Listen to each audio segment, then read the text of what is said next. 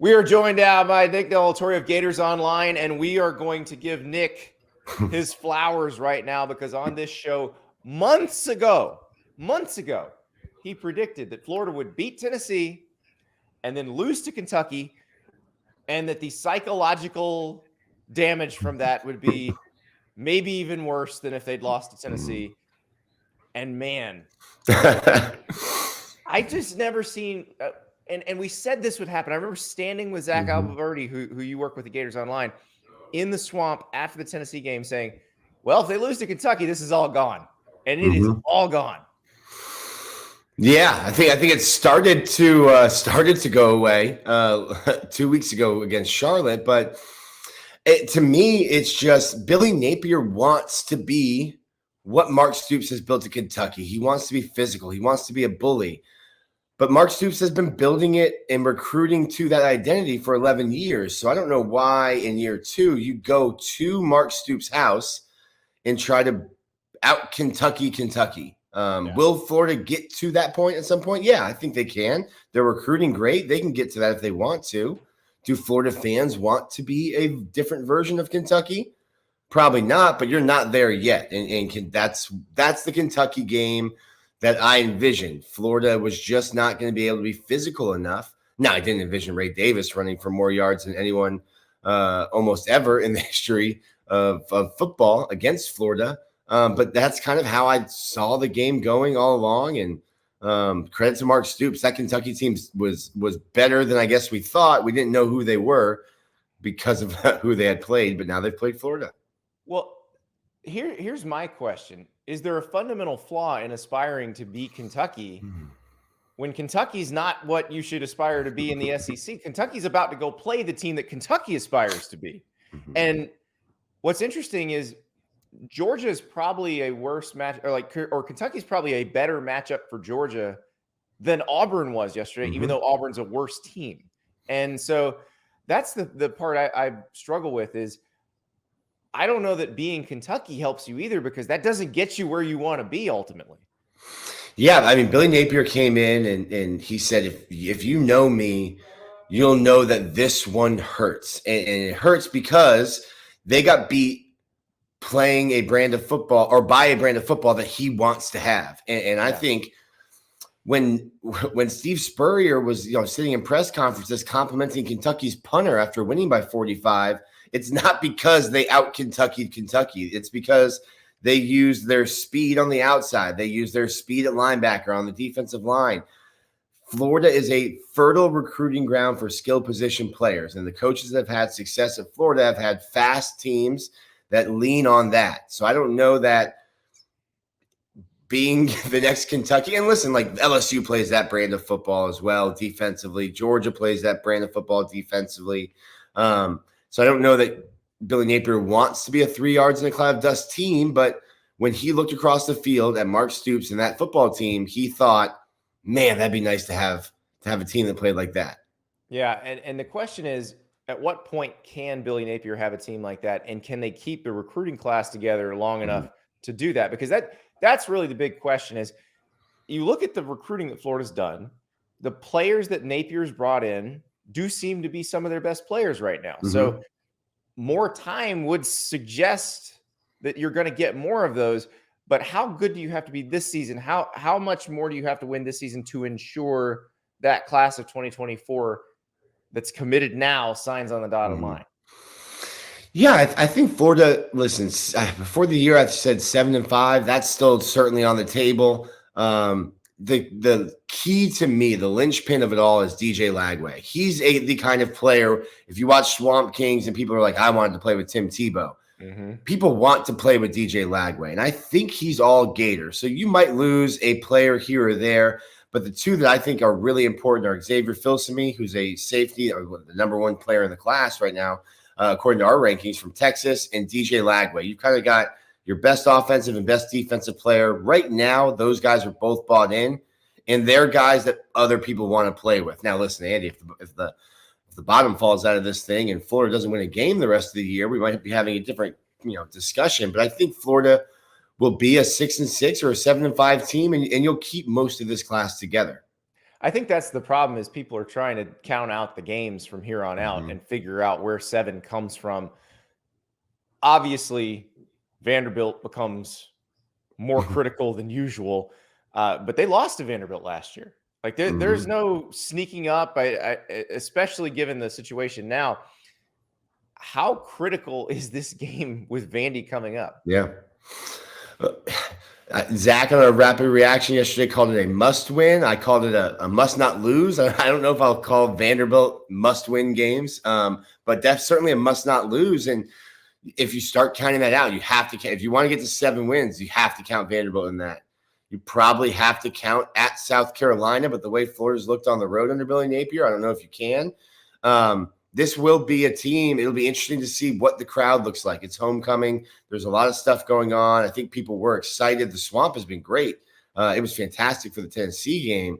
We'll see what the crowd looks like because the internet crowd certainly says they're never going to another game until Billy's gone. But we'll see what the crowd looks like for Vanderbilt. Yeah, I think it'll more depend on the weather than anything else. But yeah. The people who say they're never coming to another game tend to come to more games. So yeah, a fresh hell in the special teams department. They've got to, they get a stop. Kentucky's punting. They try to jump the shield. That's something you can't do. Again, something that is tied back to coaching and special teams coaching, the detail-oriented part of Billy Napier's staff, where they say you have have all these people and we chart every little thing and we handle every little detail. They are so sloppy on special teams. What can they do about this now? I mean, they don't have an on-field special teams coordinator. Their special teams coordinator is an analyst. How do you fix this in season? They had 11 guys on the field. That's true. Now they had 13 defense later. Well, it didn't matter. That's pretty demoralizing. Not the game changer coordinator's fault. Yeah, no, that was not his fault. And I jokingly noted, that Florida has 11 on the field. Immediately is the leaping penalty followed by a 75-yard touchdown by Ray Davis. So I don't know what Florida can do. They sell mats at Dick's Sporting Goods that have like little circles and you just put people on them. Kentucky had one on the field yesterday, which I got a joke out of. Billy's not wrong when he says like we've taken steps forward. Like Trace Mack's been great. He had a ball like kickoff that went out of bounds yesterday, which is not great. But for the most part, he's kicking touchbacks. Jeremy Crawshaw had a good game. Picking the place kicker that doesn't get every kick blocked seems like a fairly easy thing to do. Like I think I could have done that. The fact that you didn't pick him first, questionable. But it's all these little things that keep propping up. Like they need to play one clean game on special teams, and maybe we'll get off their back for a little bit. But this is the problem when you sell that you are the most detail-oriented staff in America, and you put out one of the sloppiest products. It doesn't match.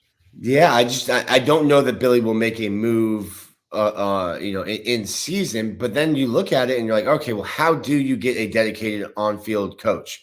Florida fans want an offensive coordinator. How do you get that? You're full. Your staff is full. Oh, yeah. So you're firing one of the 2 offensive line coaches to make room for an offensive coordinator who then is also going to be your special teams coach. No, it won't be the same person.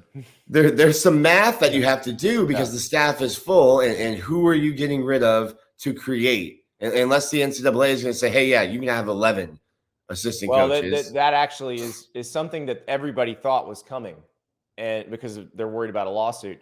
So, and that may be why they set it up this way. They may have set it up this way intending that rule was going to get changed, and you're going to have all those people as on-field coaches, and it won't matter. You won't be dealing with the analyst thing, but that's not what happened. So they'll have to figure it out. But I do think if this continues as it has, they will have to make a staff overhaul. But that's not a question for now. Let's talk about the elephant in the room, because Florida fans, when they're interacting with me on Twitter, there's a lot of them that want Billy Napier gone. And I try to explain to them, it's a $31 million buyout, 50% of it owed in the first, I believe, 60 days. Like, I can never imagine Florida paying that. So Billy Napier is not going anywhere. Right. I don't. Yeah, I think it's short sighted for the fans that want Billy Napier gone, and I think there just needs to be changes. I've never been inspired by Billy Napier's play calling. I think he wears too many hats, and I think he was brought here to build a program, and that takes time. I don't see Florida paying that buyout right now. Also, if you're doing that, I don't see Scott Strickland being the guy that makes that next hire. So if you're firing the football coach, you're probably having a new AD. And at what point are you starting that in October? Are you starting that in November? What's going to be your coaching and AD search if that's the road you're going on? I don't think outside of Billy Napier going 2-10 this year with wins over McNeese and Charlotte, I don't think he's getting fired. I don't sit here even in Lexington, Kentucky after watching that game think that Billy Napier's even on the hot seat to get fired this year. If you look at how bad could it get this year, do you go 4-8 this year and then look at that 24 schedule? But that is still a scenario that has Billy Napier here for the 24 season. Yeah, I just think that they're gonna have to try to do the best they can with what they have this year. Mm-hmm. And I do think he's going to be under some pressure to make some changes going into next year. And how drastic those changes will depend on what happens next. What do you think it is about them on the road? And this goes back to the Dan Mullen era. They're 1-13 away from the swamp in their last 14 games. So dating back to the last time they played in Lexington. But Billy Napier is especially bad on the road. The only win he has is against Texas A&M when a lot of the Texas A&M players were out with the flu. What is it that they need to get straight in that environment? It's tough because it's Billy Napier harps on it, talks about it all the time about we practiced for this. We spend time in training camp practicing at different times so that we're ready for a noon game in Lexington. We'll be ready for an 11 a.m. kickoff in Columbia, Missouri in November when it's probably 37 degrees. So I don't know what it is. And that was one of my big questions. Procedurally, you were a nightmare. You had 9 penalties. 2 guys were in the same jersey against Utah. Have you cleaned it up? Have you fixed it? You go to Lexington and you add on another penalty. Now you have 10. I don't know why it's difficult. You see the good teams go on the road and just get wins. Georgia beats Auburn. It's something that falls on the coaching staff. How do you not have your team prepared to play unless they're sleeping, in their beds at the Standard in Gainesville the night before a game? It comes down to the coaching staff and not just Billy Napier, all of them. You almost wonder if they're overthinking it. Like, I've seen lots of teams win national titles practicing at the same time every day, where they don't change a thing. And, it's just, it doesn't have to be this complicated. Right. And maybe it's not. Maybe they do overcomplicate it. Maybe that's part of the problem. And maybe they, in the desire to be detail oriented, maybe they're a little too detail oriented. They don't make it simple enough. But these are the questions they'll get over and over and over again until they start playing the way they claim they're going to play when everything comes together. And I think that's also the other issue, Nick, is they keep promising this style of play, and you've seen it once, and that was against Tennessee. And so it does get frustrating watching that and hearing, no, it's coming, and then it doesn't come. So is there, with the youth on this team, is there a path to those guys kind of grown up as the season goes on and this does get better? Or is it going to be when they play a good old team like Kentucky, like Florida State, like LSU, that this is just what they're going to have to deal with? Okay. You might want to cut this out if you're a Florida fan. You can click away from the show. I think this is who Florida is. At some point, you are what you've put on tape. And Florida's young, and as a trying to help Florida fans cope with things, I keep telling them the best players on your team are young, the guys that Billy Napier brought in. But you're going to take bumps and bruises when you're leaning on young players. I just think Florida is not where Florida can go to the ballpark and not bring their A game and look like they did against Charlotte. You know, if Georgia or Ohio State comes to the ballpark and they don't bring their A game, they'll probably beat Charlotte 35-7. It won't be that close. Florida's just not there yet. They're not a program that knows how to win, that is used to winning. Georgia looked bad against Auburn, but that's a program who knows how to win, and they're just going to find a way to do it. Florida's not there yet. It's going to take time and for those young players to build a culture. But Florida can lose to anyone on their schedule. But I think outside of Georgia, I think even I would put Florida State into the group of teams that I think Florida could beat. On the right day. Yeah, that's on the right day. And at home. Yeah, and at home. So they got Vandy at home. They should be able to handle that. And then they're away from the swamp for a while, and they'll have to figure that out. Nick, you're going to have a lot to write about. Join me on the roller coaster over at Gators Online. Thanks, Nick.